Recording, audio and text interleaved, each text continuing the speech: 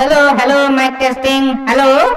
तो मैं आशा करता हूँ कि आप सभी तक मेरी आवाज पहुँच रही होगी।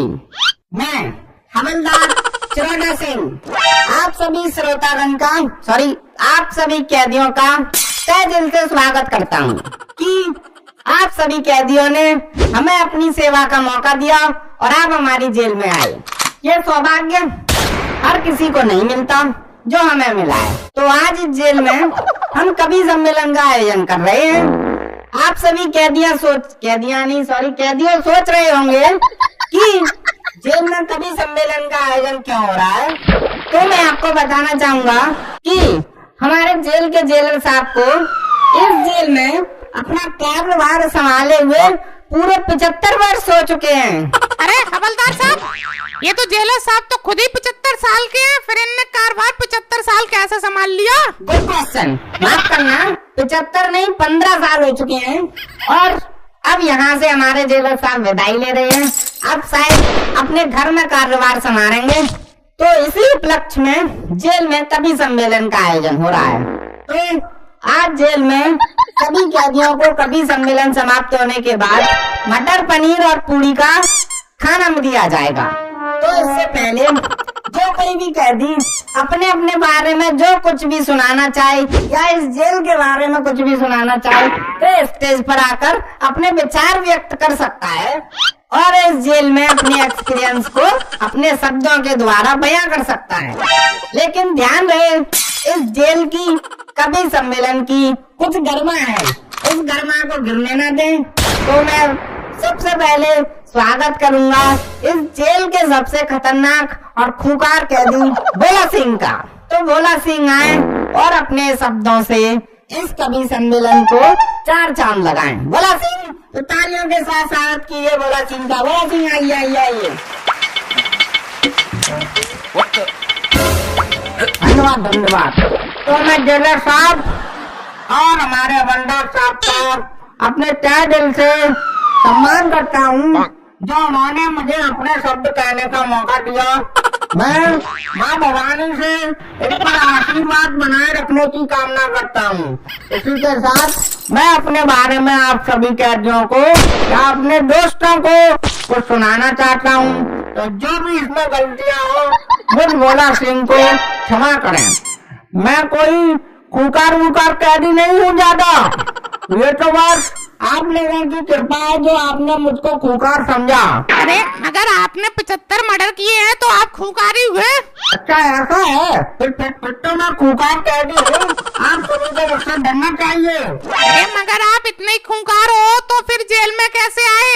किसका मर्डर कर दिया था जो जेल में आ गए? अरे मुझको आज तक पुलिस पकड़ ही नहीं पाई किसी मर्डर केस में। अरे फिर कौन से केस में आए हो भोला सिंह तुम जेल में? अरे हवलदार साहब, वो तो मैं एक दीवार पर लिखा था कि यहाँ पेशाब करना मना है, तो मैंने वही को पेशाब कर दी। तो इसी केस में अंदर आया हूँ 3 महीने के लिए। बताओ ये काय का खूंखार है जो पेशाब करते हुए पकड़े जा रहे हैं? इससे खूंखार तो मैं हूँ, खुले में टट्टी करके आता हूँ, आज तक नहीं पकड़ा गया मैं। साहब मुझे लगता है मैं ज्यादा कुछ नहीं कह पाऊंगा क्योंकि इन जैसे महाशय हमको बीच में ही ठोक देते हैं। इनको ठोकने चुप नहीं रहा जा रहा। कवि सम्मेलन चल रहा है तो शांति से सुनिए सामने वाला क्या सुना रहा है।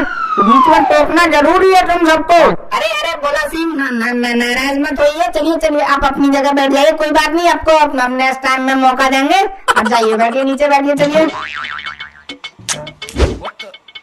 तो मैं अब अपने अगले कैदी को आमंत्रित करना चाहूंगा जो जेल में अपनी कविताएं सुनाते हैं, उनको मैं आमंत्रित करना चाहूंगा। उनका नाम है नीलू सिंह।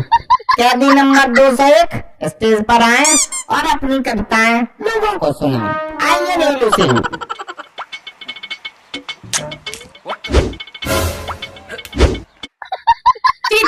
थैंक यू हवलदार साहब, थैंक यू जेलर साहब। और मेरा यहीं से अपने चरणों में प्रणाम स्वीकार कीजिए और मुझ बच्चे पर अपना आशीर्वाद दीजिए कि उड़ती है चिड़ैया उड़ती है धूल, कि उड़ती है चिड़ैया उड़ती है धूल, और मुझसे जो भी गलती हो जाए बच्चा समझ कर जाना भूल। और I am very beautiful beautiful beautiful. देखो अभी तो ये दूध पीते हैं, देखो अभी इनके दूध के दांत टूट नहीं रहे हो अभी। बच्चा समर का जाना भूल। क्या ये कौन सी कविता है जेलर साहब, आप ही बताइए। अरे जेलर साहब देखिए, हमको कोई बीच में ऐसे टोकेगा हम कुछ नहीं सुना पाएंगे, सब कुछ भूल जाएंगे। देखो बीच में कोई ऐसे टोका टाकी मत करो, कभी का फ्लो खराब हो जाता है, ये अच्छी बात नहीं है। शब्द कैदी ऐसा कभी नहीं कर दो, आप शब्द कैदी बनिए। हाँ तो नीलू सिंह आप सुनाइए अपनी कविता, चलिए। जी हवलदार साहब, कैदी हूँ तो क्या हुआ, कैदी हूँ तो क्या हुआ, प्यार की बात करता हूँ। अर्ज किया है कैदी हूँ तो क्या हुआ, प्यार की बात करता हूँ। और आदमी हूँ, आदमी से प्यार करता हूँ।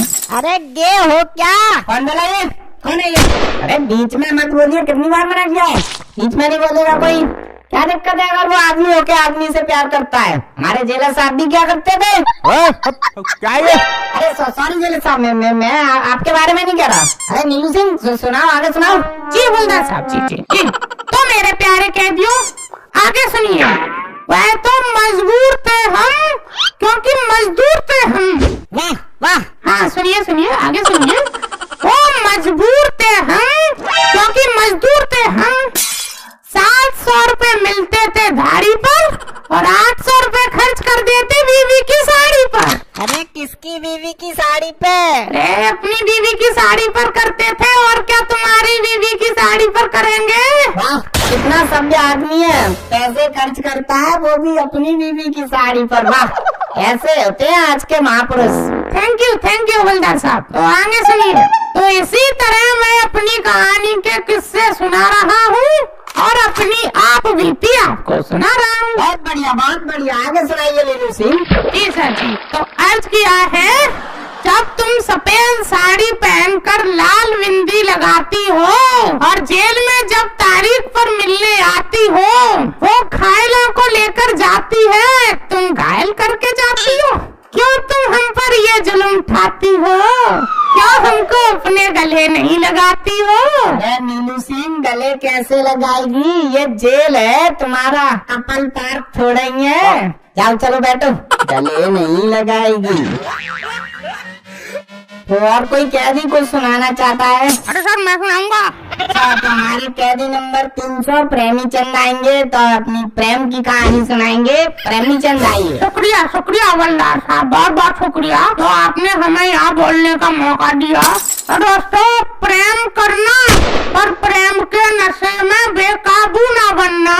तो और किया है प्रेम करना, प्रेम के नशे में बेकाबू ना बनना।